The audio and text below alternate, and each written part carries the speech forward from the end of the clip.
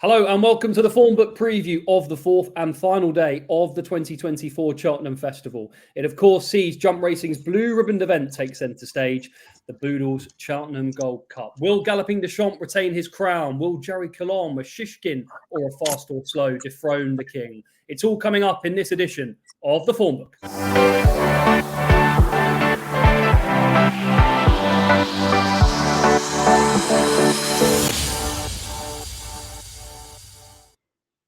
Yes, welcome along. Competitive action to enjoy on the Friday. A good card to also supplement that Gold Cup. I'll be joined again by Dan Overall. Dan, of course, has already been on the Day 2 and Day 3 preview, so make sure you check those out on audio platforms and, of course, YouTube. And I'm also joined by Racing TV's Will Hayler. Will, of course, you're a stalwart of attending the Cheltenham Festival over the years. How much are you looking forward to this year's meeting?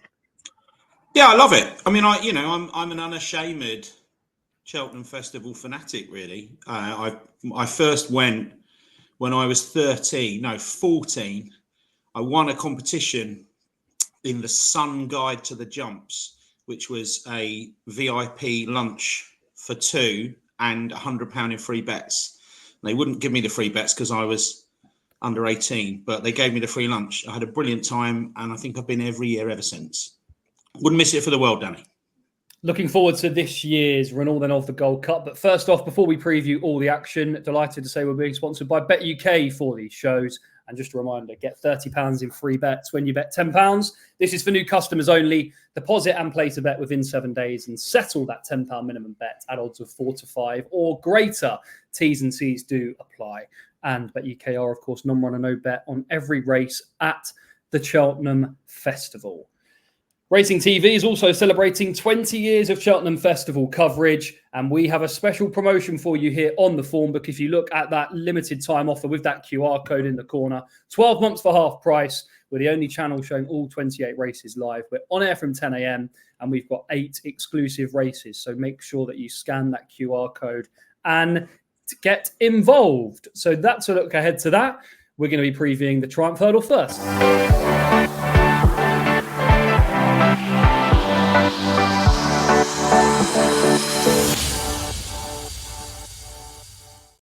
A warm jolly in the shape of Sagino, who's currently 8 to 11 fav, Madborough at 6 to 1, Cargeese at 8 to 1, Stormheart, Salvatore Mundi, who reportedly now might run at 10s, 14s for Nürburgring and Salva, 18 to 1 for Bunting, and 20 to 1 bar those. Dan, I'll come to you first just to discuss this contest. Of course, we've got a warm favourite in it. Before we talk about Sagino, though, by this time we would have known how a Jericho de Repene had got on, a Doddy the Grey, a few other of Henderson's runners. Are you at all concerned by stable form amidst not just what happens at Constitution Hill, but the level of form at the moment of his runners? I think it's been somewhat blown out of proportion. I think the Constitution Hill factor is definitely part of that. Obviously, you can't deny that a lot of his runners in recent times have underperformed, but I think if you look at them individually, there have been reasons for each horse underperforming. And obviously, you had Spring Note last weekend win as well. So it hasn't been as disastrous as people are making it out to be. Obviously, we'll have a bit more evidence to work on over the first 3 days. But going into the festival, I'm not as concerned as seemingly some are. And maybe if you are looking to those earlier races, it actually may be a bit of an angle and some of his may be underbet because there is that concern. But I think there's extenuating circumstances for a few of those underperformers. Let's have a look at Sagino then, Dan. Here he is winning at Cheltenham Festival Trials Day, Burdett Road in second and Boodles fancy Melantino in third. I mean, you had to be thoroughly impressed by this. And to be honest, going into this race, I'm happy to admit when I was wrong and I was Team Burdett Road going into this. He took my breath away at the previous Cheltenham meeting and I thought Sagino looked pretty novice-y on his hurdling debut in Britain. I just thought Burdett Road maybe a bit too streetwise, a bit too quick, but my Lord, Sagino powered away this day, made Burdett Road look fairly ordinary. I think there's an argument to be made that Burdett Road didn't perform up to his best, and his proximity to Melantino probably gives that impression as well. And the fact that the handicapper dropped Melantino from 136 to 126 for the Fred Winter after that run suggests that the handicapper wasn't maybe as impressed on the bare figures of things as it initially appeared at the time. But you have to say, I think Sagino ticks every box you'd look for in a Triumph Hurdle winner. He obviously came to this country with a big reputation. That form with Salvatore Mundi was widely talked about in the pre-season build-up as being the form that maybe would be the go-to form guide for the Triumph Hurdle, and it may well still prove that to be the case. It improved markedly from that first run in Britain. Obviously, the form of that looked somewhat sceptical at the time, but it worked out surprisingly well. He's obviously proven he handles Cheltenham, and he's a bit of a strange horse in the fact that on the preview night circuit, he's almost now become the popular horse to take on. And I think a lot of that is down to the fact that there is going to be large Irish opposition. But in my book, I'm not sure the Irish form is up to as high a standard as what Sergino achieved on that occasion. And I think from what we've seen so far, he's a clear standout contender. And I think he may drift a bit further because people might be keen to take him on at such a short price. Sergino then, hopefully one for favourite backers in the first. Dan is with Sergino and I'm in agreement too. But Will, Dan mentions the Irish challengers and you're focusing on one, and particularly we've got a good VT that shows a lot of these taking each other on, but you like Cargeese. Yeah, I think in a way she suffers from being the obvious selection. And I think people are thinking, well, this can't be as it seemed, and looking more at the horses that finished behind her. Her profile reminds me very much of a filly that won the race about 20 years ago called Snowdrop, who was trained by Francois Dumaine. And she'd had stacks of experience in France. Her career had got going before most of the others. And she was just the most streetwise when she won. And that's what I think Cargeese has in her favour. She's got experience. She's been at this hurdling game for over a year. And I really liked her attitude this day. I don't think she needs testing ground. I think if it did dry out a bit, that wouldn't be an issue for her. She jumps really well. Yeah, she's been beaten, but I think she's progressed from that. And I don't think there was much of a hint of fluke about that Dublin Racing Festival victory.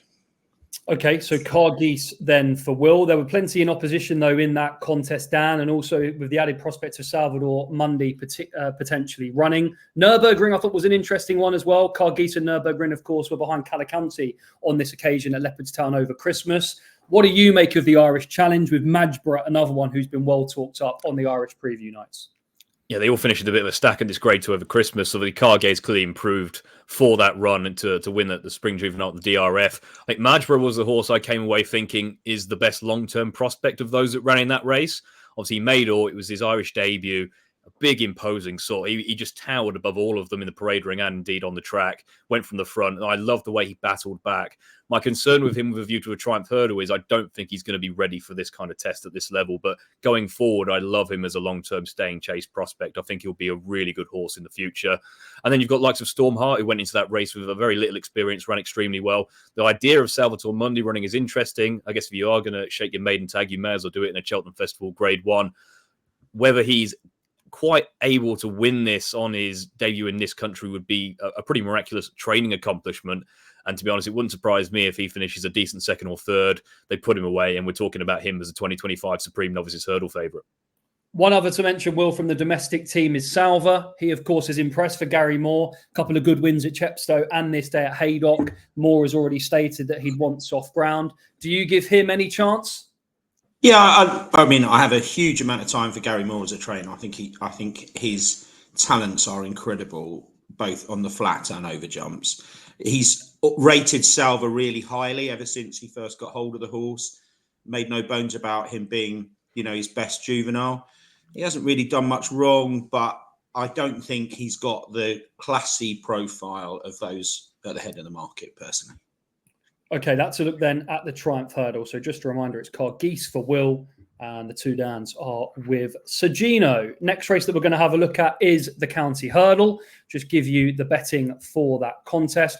Currently headed by King of Kingsfield at 6-1. Iberico Lord, of course, has been supplemented for the Champion Hurdle. He's still in the county at the minute at 8-1. Same price as Loda Sood. 10-1 for Absurd. Under Control, Zenta, Bialy Stock and Pied Piper all at 12s. Lisnagar Fortune, Lump Sum, and So Scottish at 14s. And it's 16-1 bar those. Well, my nap runs in this because I'm a big King of Kingsfield fan for Gordon Elliott. Sandwiched in between this win over Mirazur West, he's, of course, finished placed in 2 Grade 1s. He gets in here off 140. And I think the big thing for me is I think he'll be suited by this sort of race. He hadn't looked the easiest when he'd been beaten on a couple of occasions, a few people crabbing him for that, but he impressed on this occasion. And what he does have is a potent turn of foot. And I think that's going to be very, very important in this sort of contest. And off 140, I'm hoping he can deliver the goods. So it's King of Kingsfield for me. Will, come to you first on this occasion. Who do you like in the county? Hey, look, I'm not going to lie to you. This is not a race that I have a particularly good record in or enjoy. I usually end up backing something that finishes 8th when there's 7 places or 6th when there's 5 places. It's just not my kind of race. I completely see the logic for King of Kingsfield. I get that argument, but I think he might be a bit funny, possibly. I just think he might potentially be a little bit soft, but he could prove me wrong easily. I liked Absurd if it was to come up good, which I don't think it will. I think he was quite an eye catcher last time and just needs to get back on some proper spring ground if that ever comes. Magical Zoe would be on my short list. Lump Sum if it gets in and if that's the plan. I mean, there's just so many you could have a pop at, aren't there? Do you know what's the plan with First Street? What's Nicky Henderson's first preference? Has he said? Dan? I think he's going Coral Cup, isn't he? I think they're going for the Coral Cup seems to be the preferred option at the minute. I mean, he's a really intriguingly handicapped horse. He's come down £10 in the weights this season, despite running really well behind Constitution Hill and Lossiemouth in conditions races that he had no chance of winning. So they've done, whether by accident or design, they've done a great job in handicapping him this season. So if he was to pop up here, he'd be on my shortlist. Mate, I could give you at least another dozen and not get the winner. It's just a really hard race. The one you did give me is Orcon Risk. You think at an each way price he could be one? Yeah, look, so the argument with Orcon Risk is not that dissimilar to First Street. I have so much time for Chris Gordon. I think he's a really, really good trainer. And the fact that he's singled out this race for Orcon Risk suggests that, he's probably an intended runner. I think you can make excuses for his run in the Lanzarote last time where he palpably didn't seem to stay. But in a way, that was a return to, something more like his real form. He's not enjoyed going over fences this season. That has not worked out well for him. But if you wind the clock back to what he was doing in the Betfair Hurdle and at this stage of the season last year, he's really well handicapped off 137. And I just think this kind of race, really frantic 2 miles, if he can get to the front and be prominent, I could definitely see him finishing in the places at a massive price. Okay, so First Street at 33 to 1 with Bet UK and the same for Orcon Risk. So First Street might go elsewhere, but 33 to 1 for Orcon Risk with Bet UK. Dan, come to you. You've got a couple of picks in this. Yeah, a couple of shorter prices relative to those. The first one I mentioned is Low de Sud because he was one of the horses I put up on the Racing TV's winless ones to watch column at the start of the season. And to be honest, he was probably the one I was most excited about, mainly because I thought they were going to go chasing. And he just looked crying out for a fence and looked like a horse who would improve for a bit of time. But they stuck to hurdles clearly because they had belief that there was a big 2 mile handicap pot in them. And the Skeltons know their time of day when it comes to these 2 mile handicaps. All went wrong in the Greatwood when clearly just a miss.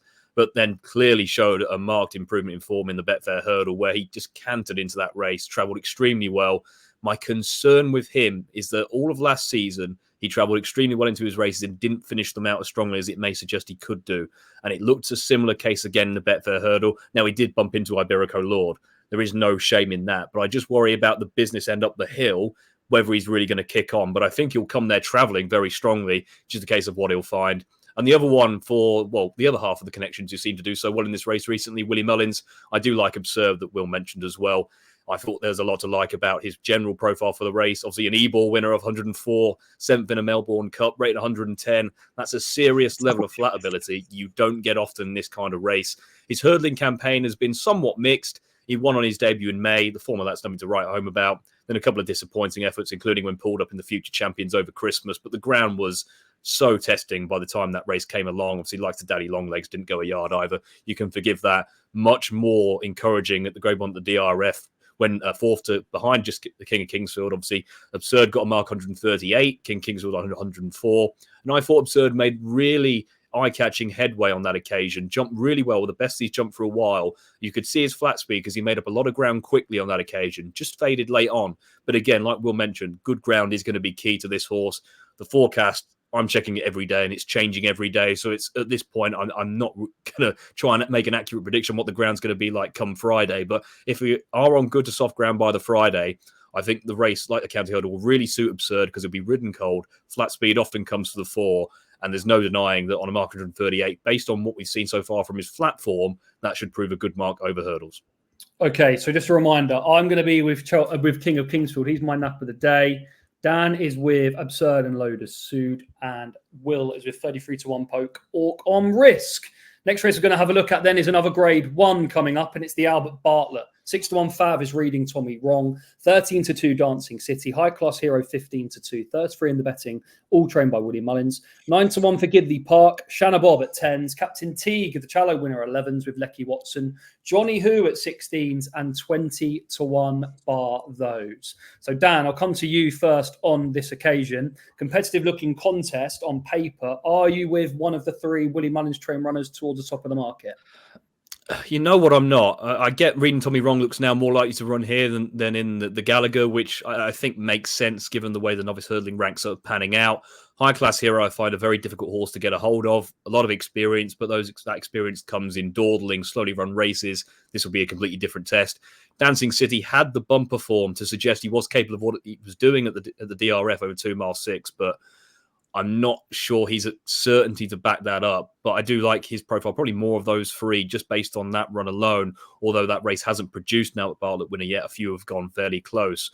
Ended up coming down with the British runner and Paul Nicholls train Captain Teague. To be honest, this is a race I had a lot of difficulty narrowing down to one, but I think when you take a bit of a step back, I think there's a lot to like about Captain Teague. He was slightly disappointing on this occasion at Cheltenham when beaten by Manila Missile, but I don't think the relatively quick ground on the old course 2 mile 5 suited.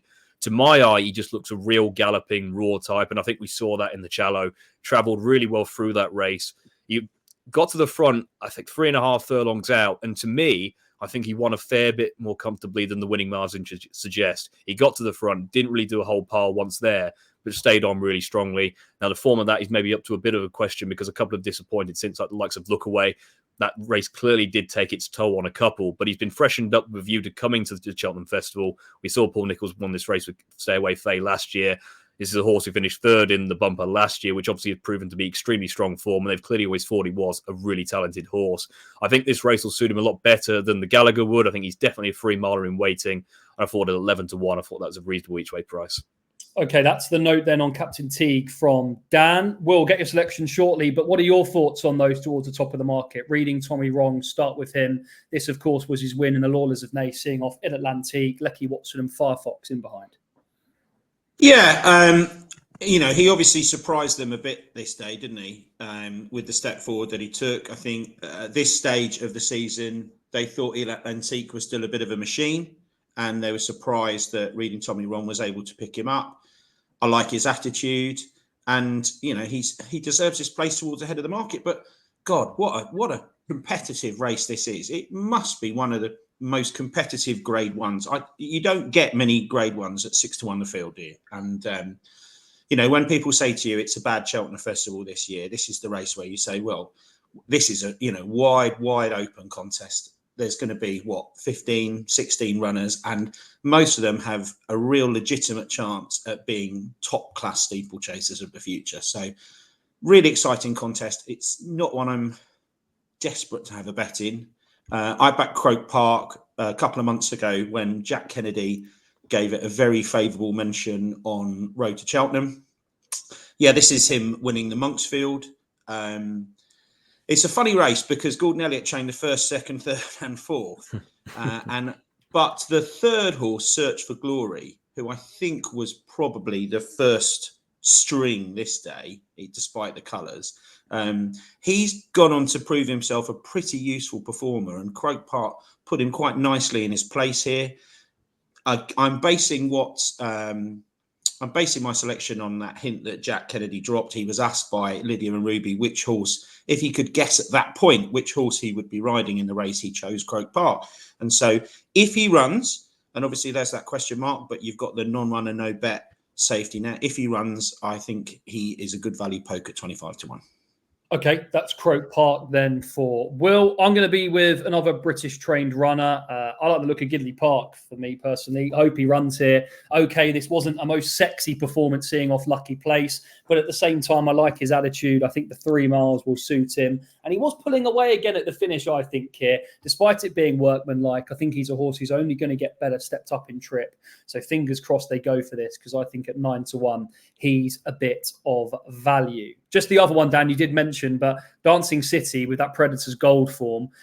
The thing I'd have a concern with it at some point is he went off 16-1 here. It wasn't like he was fancied to run well. I know this can happen in that Nathaniel Lacey contest, but do you think maybe he was slightly flattered and a Reading Tommy Wrong or a High Class Hero are probably the better ones of the Mullins triumvirate? Well, I think there was a couple of underperformances in this race, but I think Predators Gold is a fairly reliable yardstick, although I'm not necessarily sure he saw the trip out as maybe efficiently as Dancing City did. I do think he's actually quite a nice horse going forward, but maybe not ready for a Grade 1 yet. That had been coming for Dancing City. He had the bumper form. He split a Ballyburn and Slade Steel at Punchestown. So that had been there, and he's just probably proved a bit frustrating. He was well beaten on his hurdling debut, but did then step forward on his next hurdle start, looking like a real Forestayer. So while it was obviously a clear marked improvement in form, he did have some back class in bumper to suggest he was capable of something like that. Easy to say in hindsight, I know. Whether that form of that race is really up to full scrutiny when it comes to a Cheltenham Festival Grade 1, I wouldn't be so sure. Likeable horse, but again, those 3 Willie Mullins horses at the top, they all have very different profiles, and I find them pretty difficult to assess in their own rights. Okay, so I think what makes this race really hard from a punting point of view is that the races in which some of these horses have been running in bears absolutely no relation to the race that they're being asked to race in here. The Albert Bartlett can be a brutal race. They get going early. They come down the hill. The race starts to take shape. Yes, it's a shorter run-in because it's a new course, but it's a tougher experience for these horses. Look at some of the video form of these horses' performances. So, some of them have just been in these 6-runner Irish races, like my selection, where they've crawled around for the first 2 miles and then sprinted for half a mile. And some of them, this race will transform them, and it will bring their form to a whole new level. And for others, they'll be beaten at halfway because they'll be like, what is going on here? So, it's a really interesting race. Is it one they want to have a bet on? Maybe, maybe not. Have to see what the prices are on the day. But I'm really looking forward to it.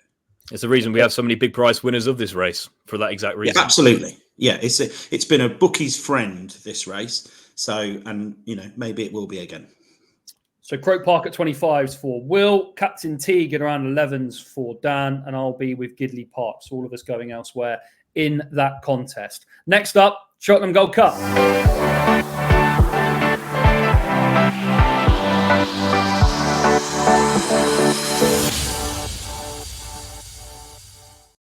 Here's how they bet then. 5-4 Fab is Galopin de Champ. 4-1 for Fast or Slow. Shishkin at 13-2.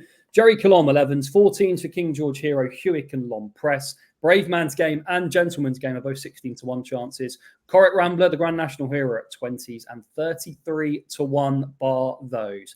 Let's start with the Gold Cup then, Will. A Gold Cup winner even, Galopin de Champ. Its season, in terms of the Savills Chase, arguably, heard Gary O'Brien say the other day, he thought it was one of the best performances he's ever seen at Leopardstown. He then backed that up, of course, when beating Fast or Slow in a pretty shambolic Irish Gold Cup in terms of the way the race panned out tactically. What do you make of him 12 months on in his Gold Cup defence?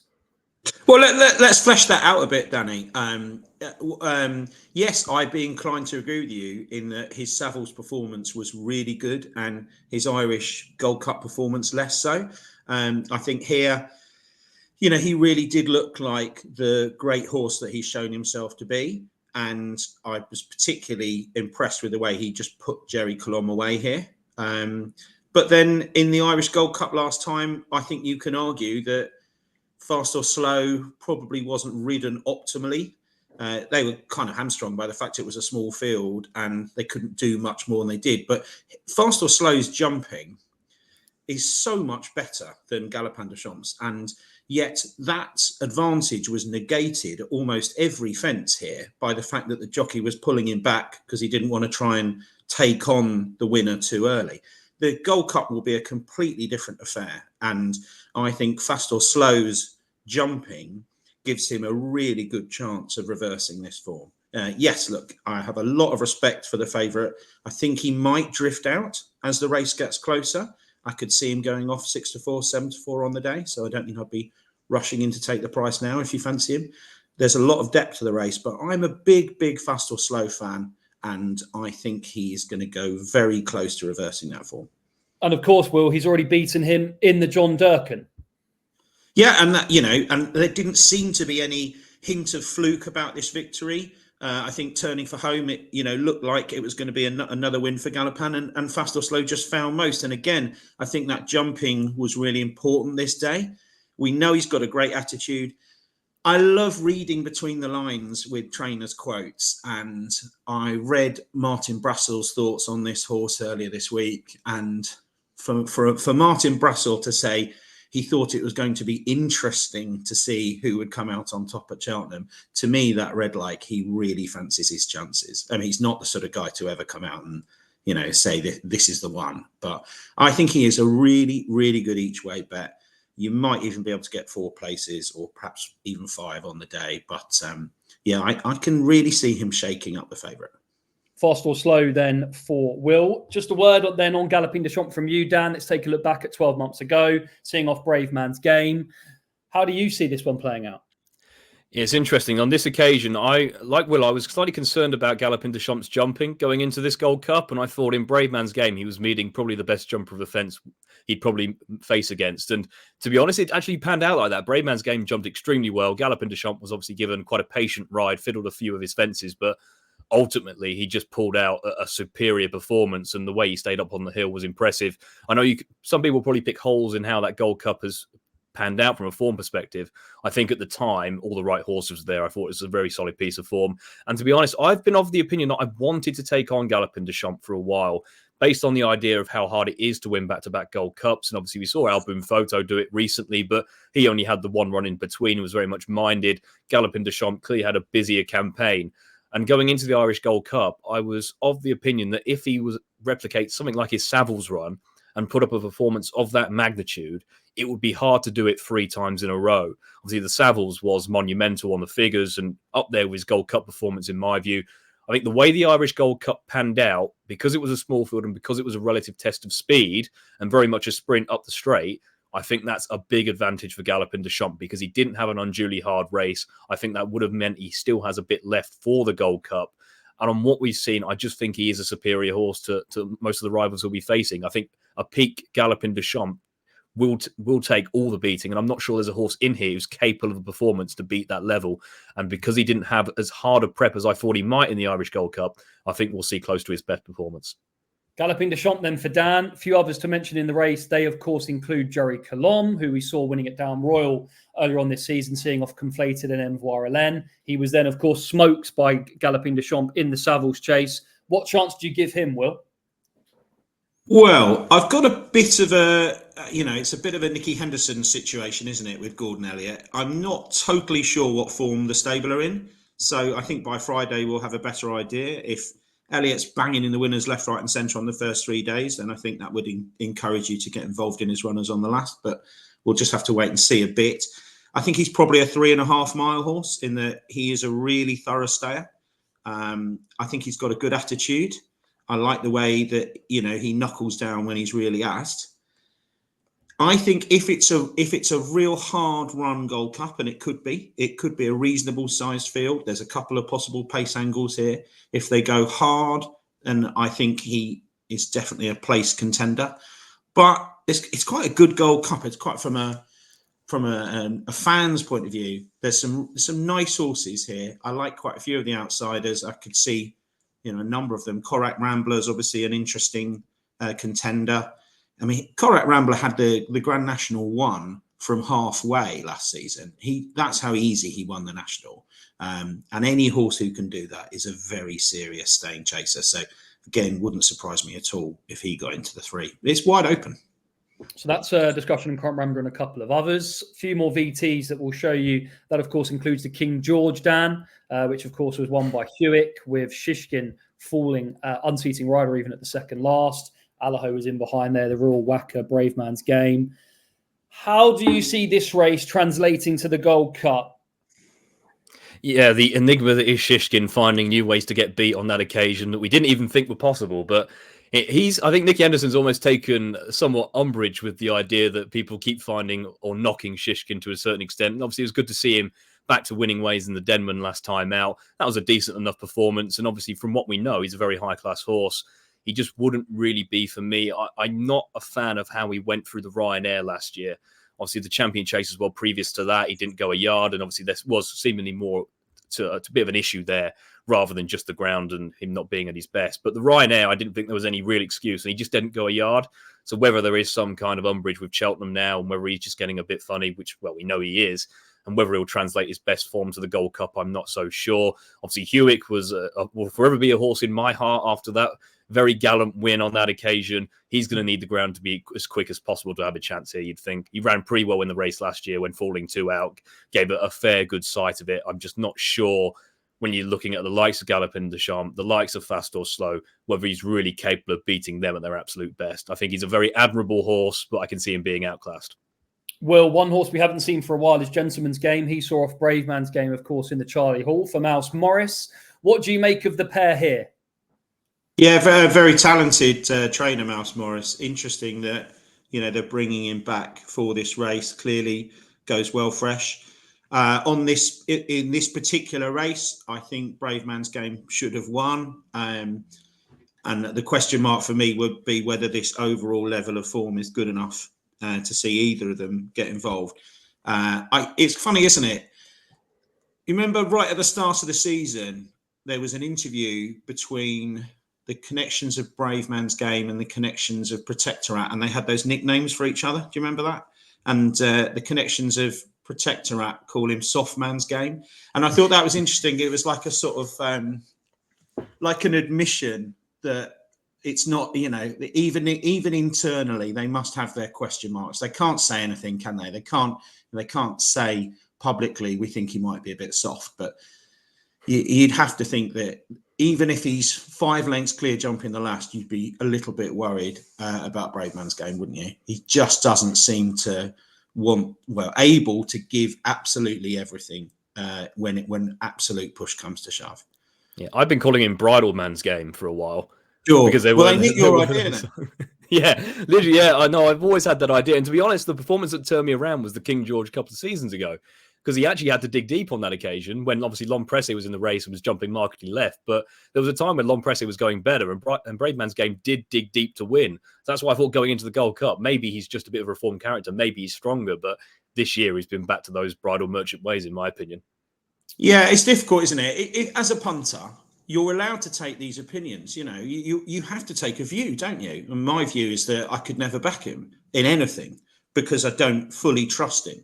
It's the same with, there are certain trainers and certain jockeys that even if I thought a horse was going to win, it would be enough to put me off from having a bet. My view is that Brave Man's Game is soft. My view is that Shishkin is a complete rogue, an utter wrong-un, and there's no way in the world I can have him winning the Gold Cup. And I may be wrong, but if I'm wrong, I'm going to lose money, aren't I? So I'm going to be punished for my error if I get it wrong. That's just my view. One final horse to mention, guys, is L'Homme Pressé. Dan, I don't know what you thought about him. Won the Fleur de Lis, second to Pictory in the Ascot Chase. Do you give him any chance for Venetia Williams? He's a horse I love. I really have loved him for a long time. I loved him in the Brown Advisory. Thought that as a novice chaser, he was top class. Thought he would beat Brave Man's Game in the King George, despite it not being his favourite track, and obviously clearly had an issue going into that race. My concern with him now is obviously the Fleur de Lis I was happy to kind of forgive and mark up because it was his first run for so long. I really didn't like the way he went through the Ascot Chase. He was never at it. He was always behind and never had a chance of winning that day because he just didn't look able to go the gallop. Whereas you go back to this race, the Brown Advisory, obviously it's a 3-mile race, soft ground. Conditions are completely different to what we saw at Ascot. But he was a strong travelling novice chaser. He was winning over 2.5 miles and doing it easily. And he carted his way into the lead that day by jumping well and travelling really powerfully. We haven't seen that horse in his last 2 starts. I know connections are saying he still has the resolution and the willpower to win. They're very keen that he's in a good place. But I'd be concerned about his ability to go a strong early pace in a race like this based on what we saw at Ascot. I hope I'm wrong. I hope we see him bounce back because I really do like the horse, but I have my concerns. Will, what do you think of L'Homme Pressé? Well, what he's got in his favour is that he's trained by an absolute genius, and an absolute genius who's coming back into form very noticeably in the last few days, having been pretty quiet for most of January and February. So that's definitely in his favour. What he hasn't got in his favour, as Dan says, is that he didn't look a very happy horse last time out. He just needed to be pushed and shushed right from the start. Yes, he could really appreciate this much stiffer test, but too many question marks for me. Okay, that's then a detailed look at the Cheltenham Gold Cup. So just a reminder of the selections. Dan is with Galopin de Champs. Will is with Fast or Slow, and I'm going to give him the double whammy because I think he's got a right shout, Fast or Slow. I think he can serve it up to Galopin de Champs. Always been a fan of this horse. Can't forget, of course, the Ultima, Correct Rambler and Fast or Slow fighting out the finish last year, and I think he's open to more improvement. And I think jumping wise, I don't know the race IQ stuff, Will, but I guess if you analyse the race, the Savills Chase, the Irish Gold Cup, he would be gaining lengths, wouldn't he, at his fences compared to Galopin de Champs? So that could serve him well in a Gold Cup bid. Absolutely. You're 100% right. And this is the sort of race where that kind of quality is going to be brought to the fore. If you're losing lengths at every fence, you do not want to be losing it in the Gold Cup. Okay, that's a detailed look then at the Cheltenham Gold Cup. Next up is everyone's favourite race, the Foxhunters.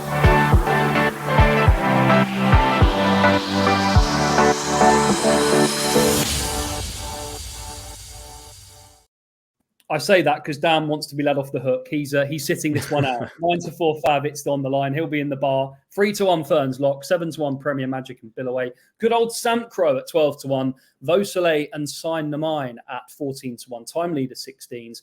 20-1 bar those. So Will, I think you're on your own a bit here, but just a quick flashback to last year's race, which was won by Premier Magic, and it's on the line, of course. Finishes second in this contest. Yeah, this was the Play Spot Buster, wasn't it, last year? 3 really big priced horses filling out the frame, and as a consequence, the Play Spot paid a king's ransom. It's on the line.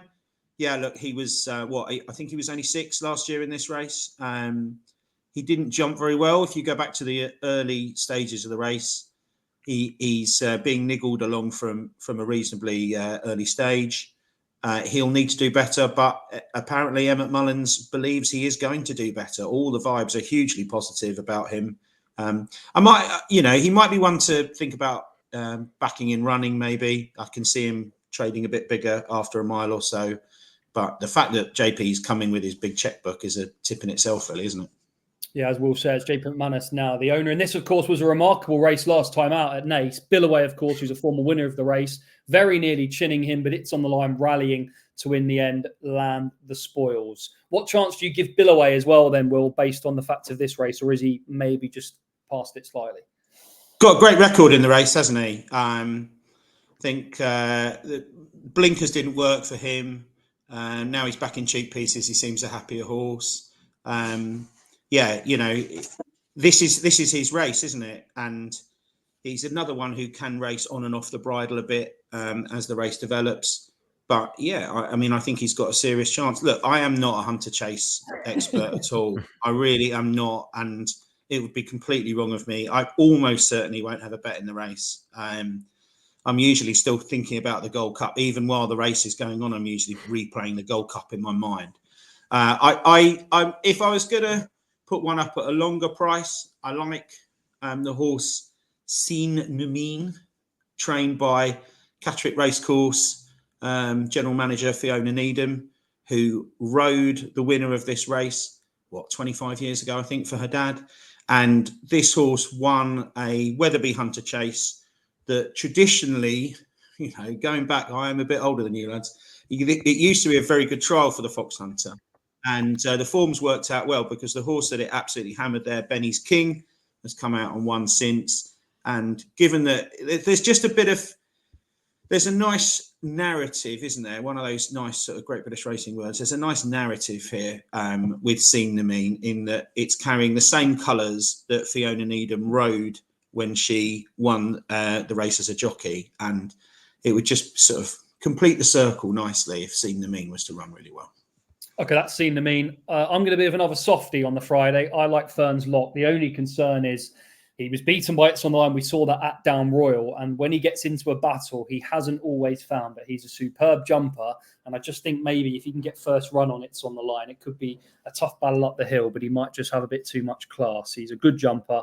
That could stand him in good stead. So I'll take on It's on the Line with Fern's Lock. But looks a competitive enough contest, and interesting that Will's put up Seen the Mean to run well as well. This was Fern's Lock hosing up at Thurles last time out. So that's a look then at the Hunters Chase. Next race that we're going to have a look at is another competitive affair. Well, for some say, some might also say it's a banker race, is Mares Chase. Evans favourite Dinoblue, 4-1 Allegory de Vassy, Limerick Lace at 5s, Bride's Hill at 8s, Carroll's Pass, Fantastic Lady and Riviere de Tell all at 20s, and 25-1 bar those. We'll start with you again though, Will, because your nap runs in this contest. Yeah, look, Dinoblue's got an obvious chance, but I just think she's too short. I don't think anything she's done this season sees her deserve to be as short as she is. Look, I'm having to be very forgiving with Allegory de Vassy. I felt quite let down in this race last year by how little she found when the winner just sort of swept away up the running. And I think she is potentially tricky, but they've fiddled around with some things at home. Apparently, they've changed her work routine. They've got Paul Townend riding her work. And I thought that this performance was highly encouraging to suggest that a corner might have been turned with her. I think she can serve it up to the favourite. I really do. Now, the jumping is a question mark. She didn't jump well in the race last year. She doesn't jump well generally over fences, so that's a concern. That's probably why I wouldn't back her each way, even if she happens to drift out to an each way price. But I think she's got a bit of class about her, and I'm prepared to forgive that white flag that she raised in the race last year. Allegory de Vassy then is the nap for Will. You like Dinoblue though, Dan? I do, and I completely get the point about the price. And to be honest, I think if you were someone who looks to lay horses, there'd be a lot of evidence to say you could be laying Dinoblue. Obviously, only really race exclusively over 2 miles, and she's obviously coming off the back of defeat. I think all Mares Chase winners have always come off the back of a win, but there were a lot of encouraging signs going into the DRF. I think Willie Mullins was saying was the effect that the work she was doing in the build-up to the Dublin Chase was really high level, and the fact that he actually thought she might be able to challenge El Fabiolo. And she made somewhat of a race of it. Obviously, El Fabiolo, as we know, by this stage probably would have danced home in the Champion Chase. But to give it even somewhat of a race, and I do like mares who are capable of mixing it against the geldings, I always think that form generally translates to be a higher level. And obviously, you do have to say the stamina is a question. I think she will stay. I think she is a kind of horse that would be able to get further. But it is a natural question that people are going to ask. And I think that is a reason why she may be a horse who maybe drifts slightly on the day. That may be dependent on how some of the earlier favourites do, because I imagine she will be probably the concluding leg to a lot of accumulators going into this if they've made it this far. So it'll be interesting to see how they get on. But she's clearly a mare who is thriving. She's progressed this season. A lot of the comments from the yard have been overwhelmingly positive. And she's just seemingly a high-class mare. And if she stays, I think she'll take a lot of beating. Okay, so the guys taking each other on with Dinoblue and Allegory de Vassy. It's worth mentioning, though, Gavin Cromwell's got 2 very interesting runners in this. We'll start with Limerick Lace. Good winner here at Clonmel. It's got some good form, of course, of Troy Town, second to Cocoa Beach. Will, you're nodding your head. Do you give her a chance, Limerick Lace? Yeah, I don't know if the plan is to run, but I think you can take some encouragement from the fact that JP is usually prepared to have his horses take each other on. And I think that Troy Town form, where she was second off 141, is pretty good in the context of this race. She was very impressive subsequently at Doncaster, winning, effortlessly, really. And I do think she's a proper player. I don't think we know how good she is yet. Yeah, this is Limerick Lace finishing second to Cocoa Beach in that Troy Town. One of 2 potential runners, of course, for Gavin Cromwell. Bride's Hill has been plundering prizes in Britain as well this season. What chance do you give the duo, Dan? Well, I think a lot of it's ground dependent. I'd say if it turns out testing ground, then the stamina of Limerick Lace is really going to come into effect. Whereas if it's fairly good ground, Bride's Hill is a real strong travelling type who will relish very good spring ground. So I think you'll probably see their prices reflect the ground conditions. I think Bride's Hill, you have to kind of be impressed with the way she goes through her races. Real strong travelling type, jumps really well. So I think there's a lot to like. Again, I guess the angle is, have they got the class of Allegory de Vassy and Dinoblue? they're kind of untested in that regard, so we'll find out a bit more about them. But if this does turn into a bit of a stamina test, then the horse who will appreciate it most is Limerick Lace. Okay, this is Bride's Hill winning very, very easily at Huntingdon. Interesting to see, I guess, who will end up riding Limerick Lace if she runs, with Mark Walsh, of course, probably on Dinoblue, and where will Keith Donoghue go as well. So just a reminder, Will's Nap is Allegory Devassi running in that, and Dan is with Dinoblue. So that's a look at the Mayor's Chase. We've got one more race to preview. That's the Martin Pipe, and make sure you stick around because Dan's Nap runs in that.